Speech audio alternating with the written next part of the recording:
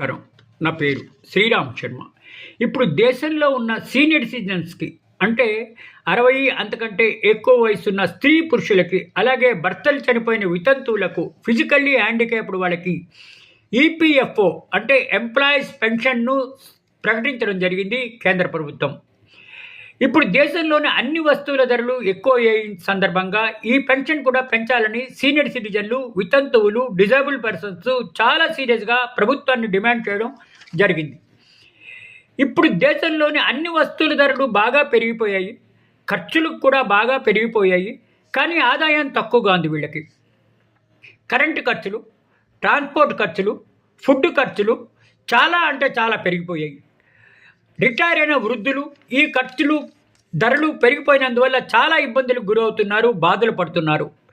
దేశంలో ఉండే పెన్షనర్ల అసోసియేషన్ చాలా ప్రొటెస్టులు చేస్తున్నాయి. తమకు వచ్చే ఆదాయం సరిపోవడం లేదు కాబట్టి వెంటనే పెంచాలని.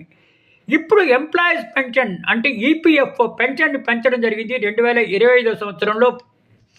ఇంకా ప్రభుత్వం ఆల్టర్నేటివ్ లేక పెంచవలసి వచ్చింది. దేశంలోని అన్ని వస్తువుల ధరలు పెరిగిపోయినందువల్ల ఈ ఈపీఎఫ్ఓ పెన్షన్ని కూడా పెంచడం తప్పలేదు ప్రభుత్వానికి. వేరే గత్యంతరం లేక ప్రభుత్వం ఈ ఈపీఎఫ్ఓ పెన్షన్ పెంచడం జరిగింది. పెన్షనర్ల అసోసియేషన్ చాలా స్ట్రైక్లు, ప్రొటెస్టులు, ధర్నాలు చేసినందువల్ల ప్రభుత్వానికి తప్పలేదు ఈపీఎఫ్ఓ పెంచడానికి.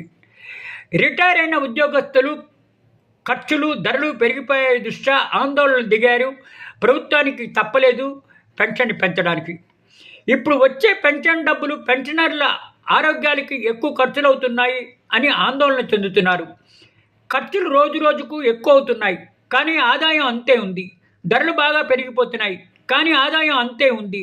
అందుకని అందరూ ఆందోళనకు దిగుతున్నారు. ఇప్పుడు ఇంటి ఖర్చులు బాగా పెరిగిపోయాయి, అందుకని ప్రభుత్వానికి పెన్షన్ పెంచడం తప్పలేదు, అందుకే పెంచడం జరిగింది అని అందరూ అంటున్నారు. అయినా కూడా అందరూ ఇబ్బందులు పడుతున్నారు అంటున్నారు, వచ్చే డబ్బులు సరిపోకుండా.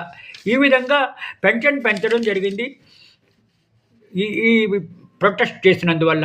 ఈ డబ్బులు సరిపోకపోయినా అడ్జస్ట్ చేసుకునే అవకాశాలు ఉన్నాయి ఇప్పుడున్న పెన్షనర్లకు.